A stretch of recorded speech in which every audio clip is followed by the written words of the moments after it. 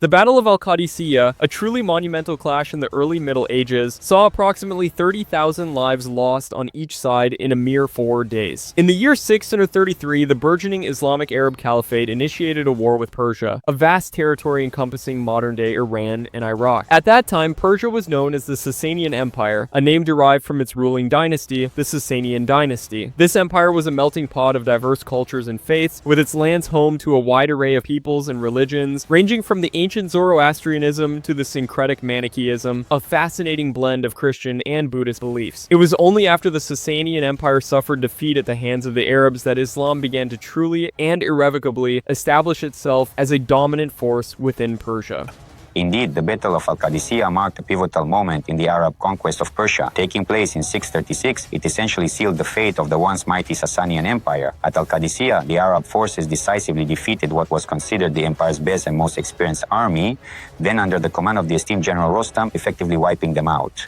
The Iranian general Rostam was essentially a regent, appointed by the young ruler of the empire, Yazdegerd III, the last Shah of the Sasanian dynasty. By the end of 636, the Arabs had inflicted several defeats on the Persians, but these were only local skirmishes. Rostam was doing everything he could to delay the main battle. Unfortunately, the Byzantines just couldn't affect him. Rostam was unable to effectively handle the Arab forces. The Caliphate's armies secured a truly key victory at the Battle of Yarmouk, and as a result, they were able to take complete control of Syria. With Syria now secured, the freed-up reserves were quickly rushed to aid the main Arab army, which was stationed at Qadisiyah. The experienced Iranian general Rostam realized he simply couldn't postpone the main battle any longer, and so on December 2nd, 636, the Persians were the first to launch their attack.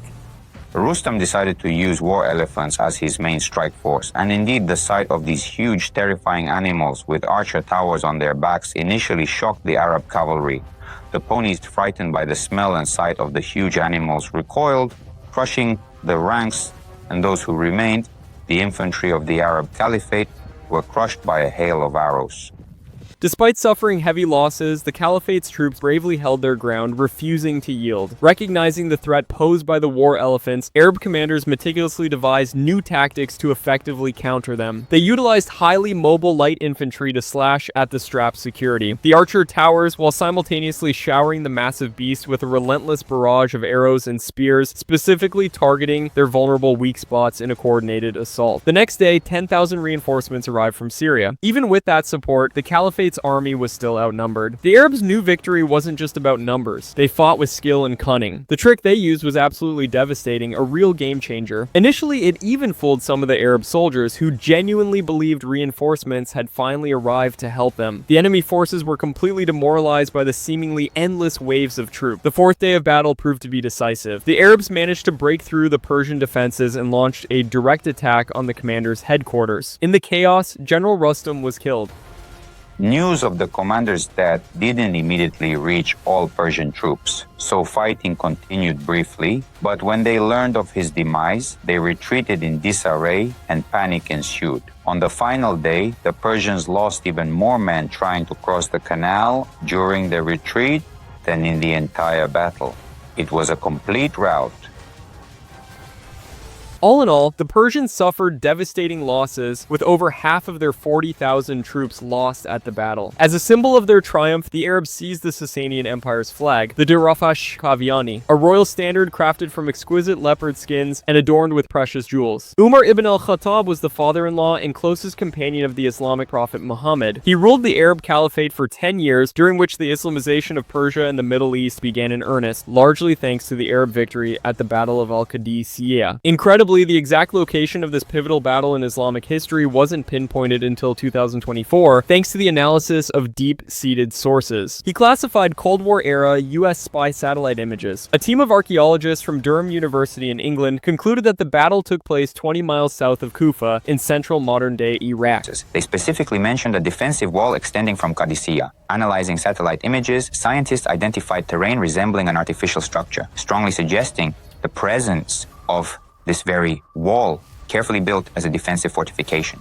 Then, in 2010, satellite images helped scientists pinpoint the exact location of Tanis, the capital of ancient Egypt, from about 3,000 years ago. Sarah Parcak, an archaeologist from the US, was studying photos of the Nile Delta taken from space during the rainy season when she noticed something odd. In some areas, the sand looked different, as if something underneath was moving. The sand was absorbing water, forming squares and stripes. When Parcak zoomed in, she realized it was the outline of an ancient city, covered by a huge layer of sand and silt. French archaeologists confirmed her guess by discovering the ruins of Tanis at that location. Thanks to satellite images, scientists have made another sensational discovery. Photos from space confirm the theory that just 5,000 years ago, the Sahara was covered in lush vegetation. Scientists have made a fascinating discovery.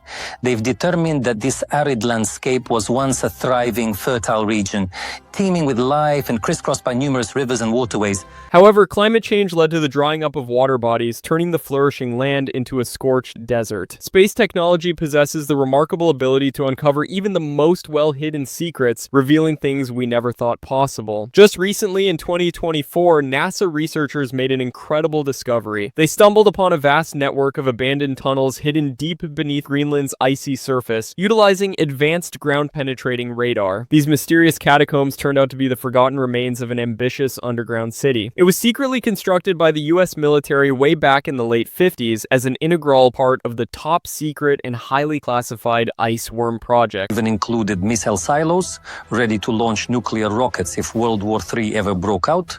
However, the city was ultimately never completed, though you can still make out some of its outlines in these very images, which is quite fascinating when you think about it. The underground city was intended to house about 600 ballistic missiles. The project was shut down in 1967. Hundreds of thousands of liters of diesel fuel and radioactive waste were left in the unfinished tunnels. The Americans expected it all to be buried forever under a thick layer of ice and permafrost. However, the project was never completed. However, recent studies have shown that due to global warming, part of Greenland's ice sheet could begin to melt by the end of this century. If that happens, the hazardous waste will end up in the environment. So the American ice worm has essentially become an environmental time bomb for the largest island on Earth.